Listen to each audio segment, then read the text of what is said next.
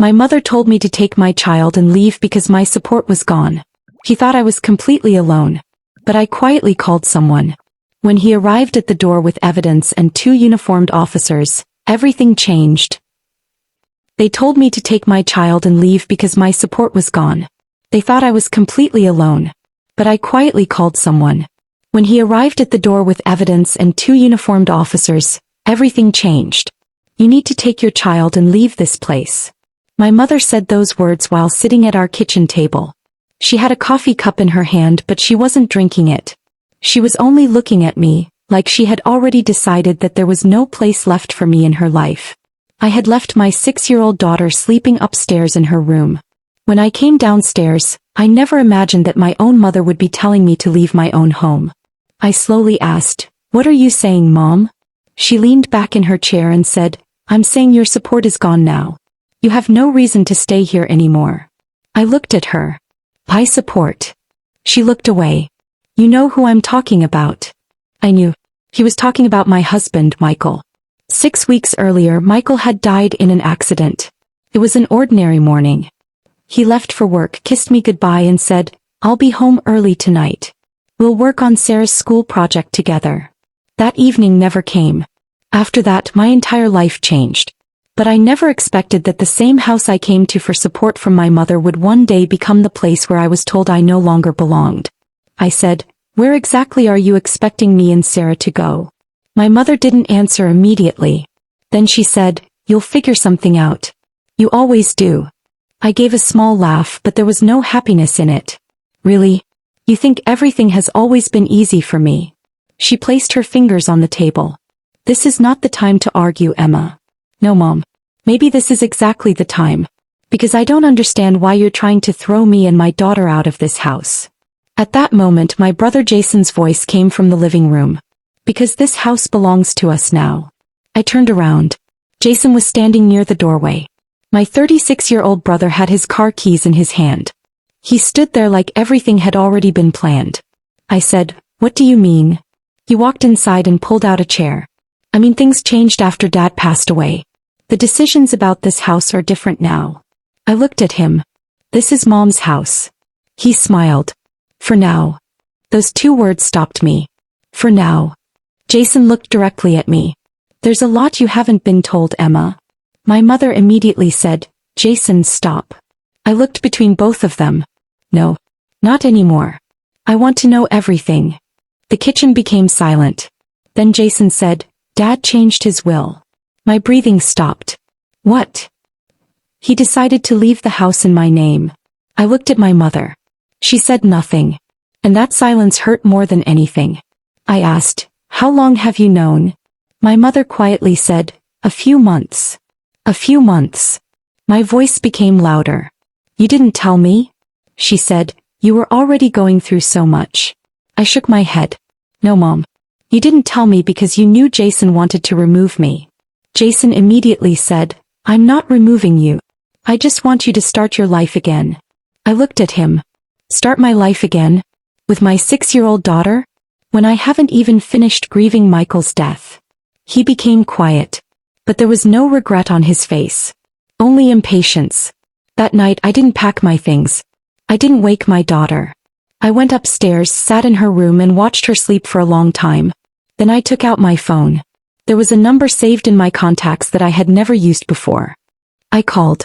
"Hello, may I speak with Mr. Harper?" A voice answered, "Yes." "Who is this?" I said, "My name is Emma Wilson. I need your help." The person stayed silent for a few seconds. Then he asked, "What's going on?" I said, "I have some questions. About my husband, Michael." The next morning after dropping my daughter off at school, I sat inside a small coffee shop. A man was sitting across from me. His name was David Harper. He was one of Michael's old friends. I asked, "How long did you know my husband?" He said, "Almost 10 years." I looked at him in surprise. 10 years. He nodded. "Michael kept a lot of things from you." My heart started beating faster. "What kind of things?" David placed a folder on the table. "Michael contacted me a few weeks before he died." I opened the folder. Inside were several legal documents. "What is this?" David said, Michael had a feeling that some people might become interested in his property and money. I turned through the pages. Then I saw a name. Jason Wilson. I became silent. David said, Michael worked hard for many years.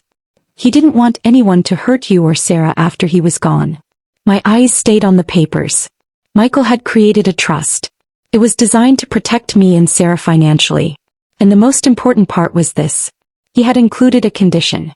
If anyone tried to remove me from the house or take away my rights, legal action would immediately begin. I closed the folder. Now I understood. Michael had suspected something. Maybe he knew Jason was capable of doing this. I returned home that same day. My mother and Jason were sitting in the living room. Jason looked at me and said, So? When are you leaving? I placed my bag down. I'm not leaving. He laughed. Emma, don't be stubborn. I placed my phone on the table. You think I'm alone? He looked at me. What does that mean? I said, It means Michael thought about everything.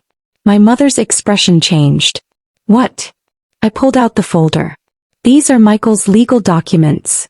Jason reached for them. Give them to me. I moved them away. No. His voice became angry. Emma, this is a family matter. I answered, No, Jason. This is about my life and my daughter's future.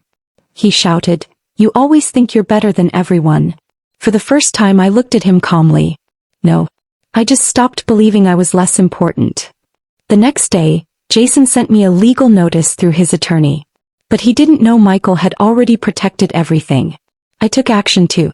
With David's help, I collected every piece of evidence. Jason's messages, the house documents, and the records showing that he had been trying to transfer ownership of the house without my knowledge. 2 weeks later, while Jason was inside the house, someone knocked on the door. I was sitting on the couch. Jason opened it. David Harper was standing there along with 2 uniformed officers. Jason's face changed. What is going on? David said, These are legal documents regarding the actions taken against you. Jason looked at me. You did this. I stood up. No. I just allowed the truth to come out. My mother stood near the doorway. Her eyes were filled with tears. But this time I didn't break. Jason quietly said, You're really going to humiliate me like this? I replied, You tried to leave me alone at the exact time I needed my family the most. He had nothing to say. A few months later, Jason was completely removed from all decisions regarding the house.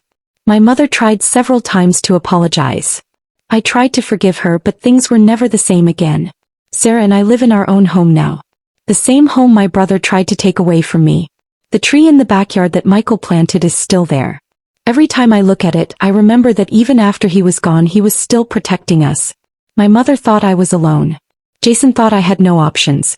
But they forgot one thing. A person who stays quiet is not always weak. Sometimes they are simply waiting for the right moment.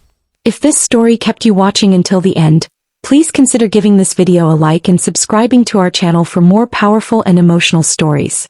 Your support allows us to continue sharing stories that inspire, surprise, and connect with people everywhere. Thank you so much for being here and watching with us.